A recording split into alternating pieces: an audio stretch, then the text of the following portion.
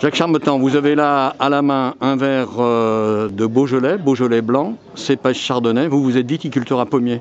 C'est juste au-dessus de Villefranche. Alors parlez-nous un petit peu de votre exploitation, des différents cépages que vous avez. Donc on a une petite exploitation qu'on a créée donc, il y a 25 ans, à partir de rien. On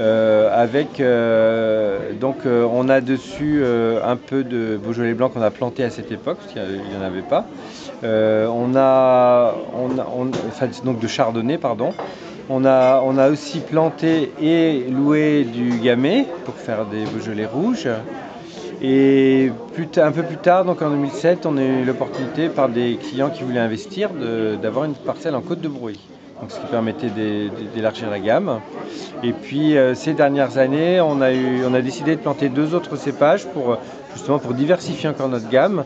Donc on a planté du Pinot et du Muscat, le Pinot on en trouve un peu plus en Beaujolais, mais le Muscat c'est vraiment une rareté. Oui, c'est la vallée du Rhône quand même. Et ça permet de faire un produit extrêmement original et délicieux. Alors vous allez démarrer à la fin des années 90 par une exploitation viticole traditionnelle, voilà. Et ensuite vous vous êtes converti en agriculture biologique. Alors comment s'est fait le passage et pourquoi ?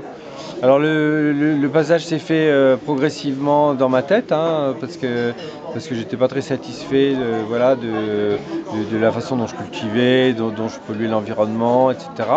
Donc au final, un jour ça s'est imposé à moi. Je me suis dit, je vais être très franc, c'est un film qui s'appelle Nos enfants nous accuseront de Jean-Paul Jox, je crois. Qui a été mon déclencheur. Quand je suis sorti de ce film, j'ai dit à ma femme, écoute, c'est fini, je peux plus acheter de produits chimiques. Et de ce jour-là, j'ai décidé que je passais en bio.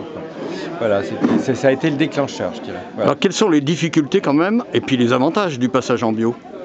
Je dirais que sur une exploitation qui a été conçue avec des vieilles vignes non traditionnelles, la difficulté c'est que l'outil n'est pas tout à fait adapté justement au désherbage mécanique, etc. Donc c'est un peu compliqué dans certaines parcelles, en particulier en Côte de Brouilly où ça a été compliqué. Voilà, donc je dirais que le bio, si on peut avoir une exploitation qu'on a conçue pour être cultivée en bio, je pense que c'est quand même beaucoup plus simple. Ça devient même quelque chose d'assez, c'est abordable, quoi. Voilà. Après, les avantages, ils sont multiples. C'est qu'on fait un boulot beaucoup plus intéressant, beaucoup plus intelligent, je pense. On est beaucoup plus en contact avec sa vigne, avec ses produits. Voilà. C'est très gratifiant d'être en bio. Donc moi, je préfère nettement ce métier à celui que je faisais avant, c'est pas tout à fait le même métier pour moi, même si on produit toujours du vin. Ultime question, il y a bien sûr, donc, vous venez de l'évoquer, votre pratique professionnelle, mais il y a aussi ce qu'en pense l'environnement, le milieu viticole, qui est un milieu particulier, avec des vieilles habitudes, surtout en Beaujolais. Comment est-ce que ça a été reçu et comment est-ce que vous sentez l'évolution ? C'est très simple, c'est que quand j'ai commencé, ça faisait un peu rigoler, quoi.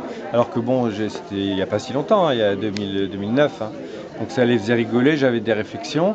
Et puis aujourd'hui, dès que je les rencontre, tu sais Jacques, je suis en train de passer en bio, alors que c'était les ennemis jurés du bio, quoi.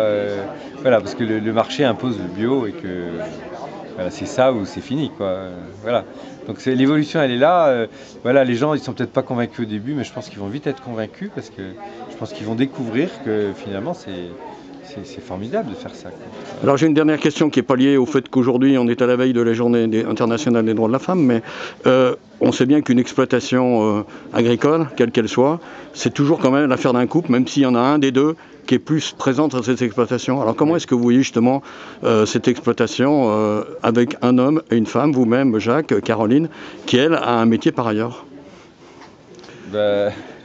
En quoi vous menez ça à deux, quoi ? Encore mène ça à deux, c'est qu'en fait, effectivement, en particulier quand on fait que de la vente directe, c'est ce que nous faisons, la vie de l'exploitation est intimement liée à la vie, la vie privée, quoi. Donc, je pense que déjà un préalable, c'est que si l'épouse ou la conjointe n'est pas convaincu et n'est pas impliqué dans l'affaire, c'est très compliqué, quoi. Parce que chez nous, oui, là on est en week-end, on est tous les deux, voilà, ça pose pas de problème pour nous, mais c'est vraiment un préalable indispensable, quoi. Ça marche ensemble.